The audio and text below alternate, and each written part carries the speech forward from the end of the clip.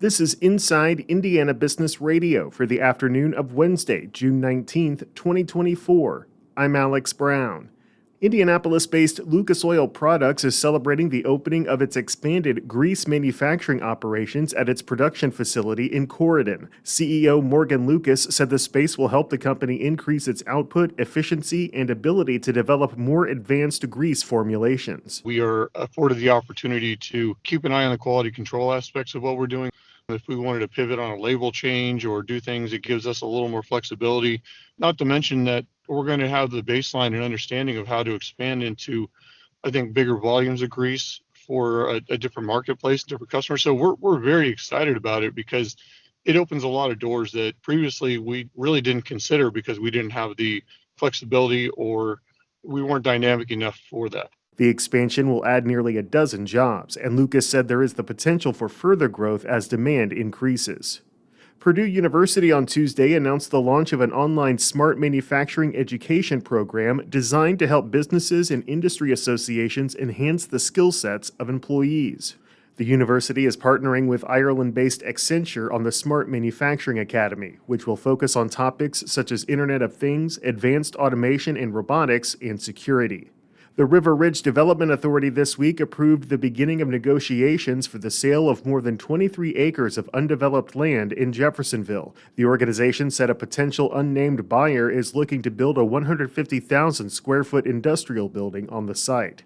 From the number one source for Indiana business news, this is Inside Indiana Business Radio. IBJ Media, Inside Indiana Business, and the Indiana Economic Development Corporation invite you to the Engage Indiana series, presented by CareSource, Indiana University, and Old National Bank. With an unrelenting focus on growing Indiana's economy, we'll dive into each region's unique challenges and distinct opportunities for growth. 9 regions, 1 goal. Indiana's bold future starts here. Discover more and register at ibj.com/engage. By this time next year, families of children with life-threatening and terminal conditions in the Evansville region will have a place to go for support. Granted, a not-for-profit organization that serves southern Indiana, western Kentucky, and southeastern Illinois, is building the House of Hope in Evansville. Executive Director Susan Washburn. When you get families together, it allows them to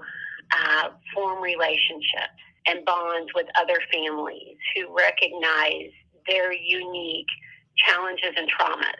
So we want to have an inclusive, loving environment that families can come to. We are going to be providing childcare for children with complex medical needs and conditions.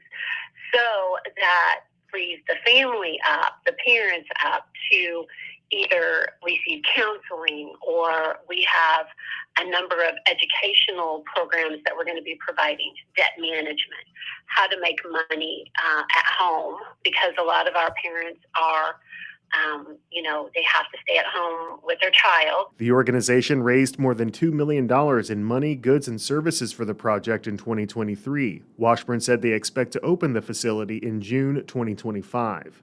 IU Health Bloomington Hospital has received a $1.5 million gift to create an endowed fund to support its dementia care efforts. The contribution by the Moore Headley families and senior living facility operator Cardon and Associates to the hospital's Alzheimer's and Dementia Resource Services program will be matched by IU Health for a total of $3 million.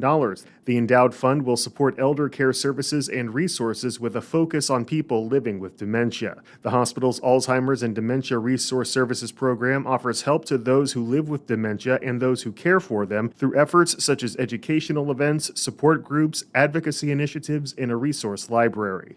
Vincennes-based AgroRenew broke ground today on its $83 million facility designed to transform crop waste from Knox County melon farms into 100% biodegradable plastics. The startup first announced plans for the nearly 200,000 square foot facility in November, with the goal of creating single-use plastics such as straws and grocery bags that can fully break down in soil after just 6 months. CEO Brian Southern said watermelon, pumpkin, and cantaloupe farms in the Wabash Valley have already signed on to send their waste to AgroRenew. Farmers generally are just happy to have a way to do away with their waste that they don't sell. And then we tell them, oh yeah, by the way, we're going to also pay you for this. They're like, oh, this is like, where have you been all of our life? Probably the biggest user for our product initially is like grocery bags, which are single-use plastics. The fabric bags aren't the answer for everybody. So, but having a 100% biodegradable grocery bag that actually just disintegrates and goes away in the soil is the right answer. The facility, to be built over 4 phases in the US 41 Industrial Park, is expected to employ more than 300 people when fully operational. The voice of the IU Hoosiers, Don Fisher, is this week's guest on the Business and Beyond podcast with Gary Dick, presented by PNC, a weekly conversation with high-profile Hoosiers in business, sports and entertainment, and beyond. Available now from your favorite podcast provider. I'm Alex Brown for Inside Indiana Business Radio on Demand.